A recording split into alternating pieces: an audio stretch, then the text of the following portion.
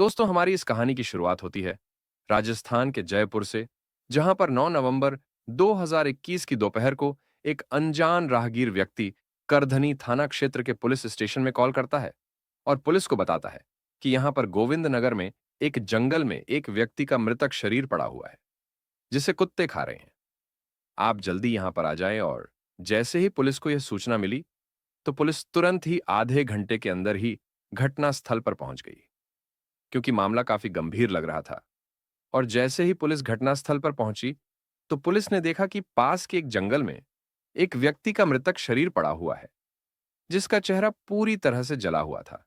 यानी कि उसके चेहरे से उस बॉडी की पहचान करना लगभग इम्पॉसिबल था। और आसपास और ऐसा कोई भी सबूत मौजूद नहीं था जिससे पता चल सके कि यह हत्या यहीं पर हुई थी।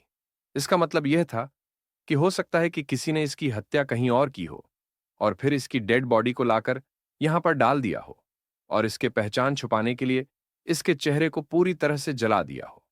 इस बॉडी की पहचान करने के लिए पुलिस ने वहां पर मौजूद सभी लोगों से पूछताछ की, लेकिन वहां पर मौजूद लोगों से पुलिस को महज इस बात का पता चल पाता है कि यह डेड बॉडी यहां 3 से 4 दिनों से पड़ी हुई है। लेकिन हमने सोचा कि यह किसी जानवर की डेड बॉडी है, इसीलिए हमने इस पर ध्यान नहीं दिया। लेकिन जब आज इसे कुत्ते खा रहे थे, तब हमें इस बॉडी के पैर दिखाई दिए और उसके बाद हमने आपको कॉल किया। इसका मतलब यह था कि यह मर्डर 1 या 2 दिन पहले नहीं हुआ था, बल्कि यह करीब 5 से 6 दिन पुराना मामला है। इसीलिए पुलिस के द्वारा बिल्कुल भी देर नहीं की गई और तुरंत ही उस डेड बॉडी को पोस्टमार्टम के लिए भेज दिया गया। और पुलिस अड़ोस पड़ोस की सभी सीसीटीवी कैमरा आज की फोटोज खंगालने में लगी गई।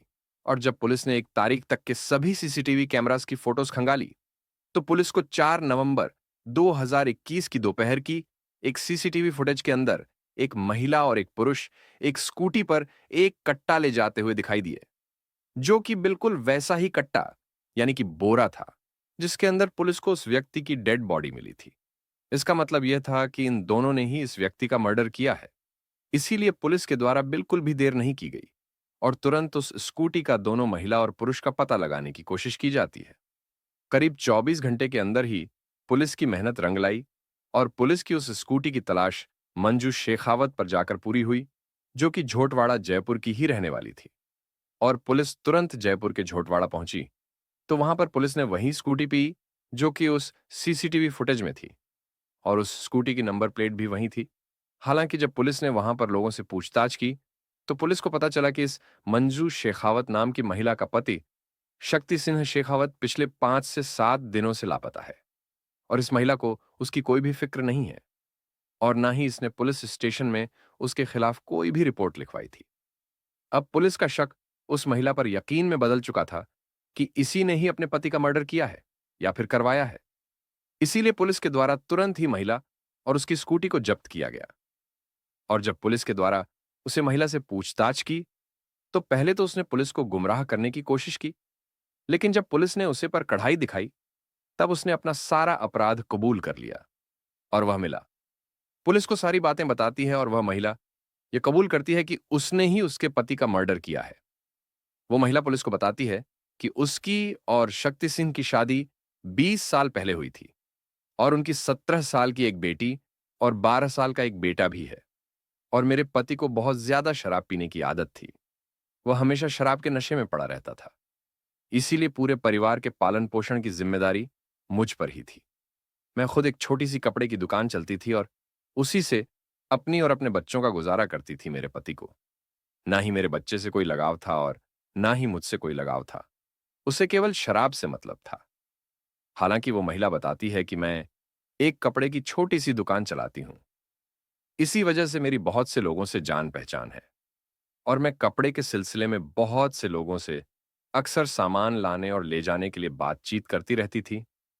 लेकिन एक दिन मेरी बातचीत एक कपड़े के डीलर से होती है और हम दोनों की कई बार बातचीत होने से हम दोनों के बीच लगाव हो जाता है और हम दोनों एक दूसरे के दोस्त बन जाते हैं। फिर हमारी धीरे धीरे यही दोस्ती अवैध रिलेशन में बदल जाती है और हम दोनों के बीच अवैध रिलेशन बन जाते हैं और हम घंटे घंटे तक एक दूसरे से बातें करते रहते थे। हालांकि किसी को भी हम पर शक नहीं हुआ, क्योंकि मैं अक्सर कपड़े के लिए लोगों से बातचीत करती रहती थी। लेकिन काफ़ी दिन रिलेशन में रहने के बाद हम दोनों एक साथ कहीं बाहर घूमने जाने का प्लान बनाते हैं। और मैंने अपने पति को कहा कि मैं शहर से कपड़ा लाने के लिए कुछ दिनों के लिए जा रही हूँ। हालांकि मेरा अक्सर शहर आना-जाना लगा रहता था। इसीलिए मेरे पति को मुझ पर शक नहीं हुआ और उसने मुझे जाने की इजाज़त दे दी और मैं अपने प्रेमी के साथ माउंट आबू घूमने के लिए चली गई, क्योंकि कपड़े लाने जाना तो महज़ एक बहाना था। हम दोनों साथ में समय गुजारना चाहते थे और हमने वहां पर जाकर करीब 5 से 6 दिनों तक काफ़ी ज़्यादा मज़े लिए और वहां पर हमने रिलेशन भी बनाई और वहां पर काफ़ी सारी फ़ोटोज़ भी क्लिक की और 5 से 6 दिन एंजॉय करने के बाद हम वापस आ गए। और वापस आकर पहले की तरह फिर से मैं वापस अपनी दुकान चलाने लगी और उस समय तक यह बात किसी को भी नहीं पता थी कि मैं अपने प्रेमी के साथ कहीं बाहर घूमने गई थी। लेकिन जब सब कुछ बिल्कुल सही चल ही रहा था कि तभी एक दिन पता नहीं कैसे मेरे पति ने मेरे फ़ोन में मेरी और मेरे प्रेमी की बहुत सी आपत्तिजनक अवस्था में फ़ोटोज़ देख ली और उन्हें देखने के बाद उससे मुझ पर बहुत ज़्यादा गुस्सा आया। उसने मुझे खूब पीटा, मुझे काफ़ी भली-बुरी सुनाई और मेरा फ़ोन भी फोड़ दिया। अब मेरा पति मुझ पर हर पल नज़र रखने लगा। वह मुझे लोगों से ज़्यादा बातें करने भी नहीं देता था और ना ही मुझे किसी के साथ फ़ोन पर बातें करने देता था। वो हमेशा मेरे साथ दुकान पर बैठा रहता था और मेरे आगे-पीछे बिल्कुल साए की तरह रहता था, जिससे कि मैं ना तो अपने प्रेमी से मिल पा रही थी और ना ही मेरा प्रेमी मुझसे मिल पा रहा था और मैं अपने पति के इस व्यवहार से बहुत ज़्यादा परेशान हो चुकी थी। इसीलिए मैंने उसे रास्ते से हटाने का प्लान बनाया, लेकिन ये सब कुछ मेरे अकेले के लिए कर पाना पॉसिबल नहीं था। इसीलिए मैं अपने इस प्लान को अंजाम देने के लिए एक ऐसे साथी की तलाश करने लगी, जो कि मेरे इस प्लान में मेरा साथ दे सके और मेरी यही तलाश पंकज शर्मा पर जाकर पूरी हुई, जो कि मेरी दुकान में 8,000 रुपए में नौकरी किया करता था और उस पर मेरा काफ़ी कर्ज भी था। इसलिए मैंने उसे पूरा कर्ज माफ़ करने और थोड़े और पैसे देने का लालच दिया और अपने प्लान में शामिल कर लिया और हम दोनों सही समय का इंतज़ार करने लगे। और जब 2 नवंबर 2021 को जब सभी लोग धनतेरस का सेलिब्रेशन कर रहे थे उस रात को, मेरा पति काफ़ी ज़्यादा शराब पीकर मेरे घर आया और मुझे बहुत भली-बुरी सुनने लगा और उसने मेरे को बच्चों के सामने मुझे पिटा भी, जिससे कि मेरे मन में उसके प्रति नफ़रत और भी भड़क गई।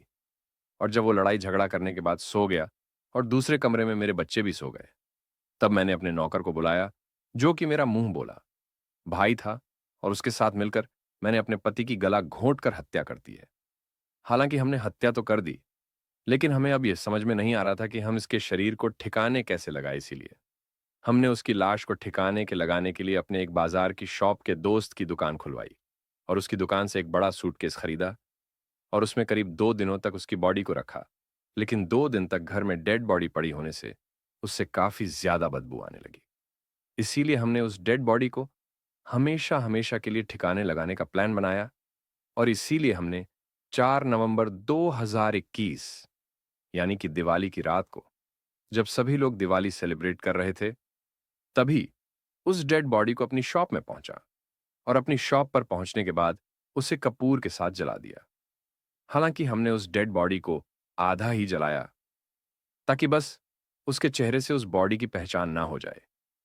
और फिर हमने उस डेड बॉडी को एक बड़े बोरे के अंदर डाला और अपनी स्कूटी पर रखकर हमारे घर से करीब 8 से 9 किलोमीटर दूर एक सुनसान जंगल में फेंक दिया। हमारा प्लान यह था कि इस बॉडी की पहचान पुलिस शायद ही कर पाएगी और 4 से 5 दिनों में इसे जंगली जानवर खा जाएंगे, जिससे कि हमारा चेहरा कभी भी सामने नहीं आएगा। लेकिन हमारा प्लान बदकिस्मती से फेल हो गया और लोगों को पता चल गया कि यहां पर किसी व्यक्ति का मृतक शरीर पड़ा हुआ है और उन्होंने आपको सूचना दे दी। हालांकि दोस्तों, इसके बाद पुलिस के द्वारा मंजू शेखावत के साथी उर्फ उसके मुंह बोले भाई पंकज शर्मा को भी हिरासत में ले लिया गया और इन दोनों को 7 दिन के डिमांड पर चढ़ाने के बाद कोर्ट में पेश किया गया, जहां पर कोर्ट ने इन्हें जेल की सजा सुनाई। और आज ये दोनों ही अपराधी जेल की सलाखों के पीछे बैठकर अपने गुनाहों की सजा काट रहे हैं।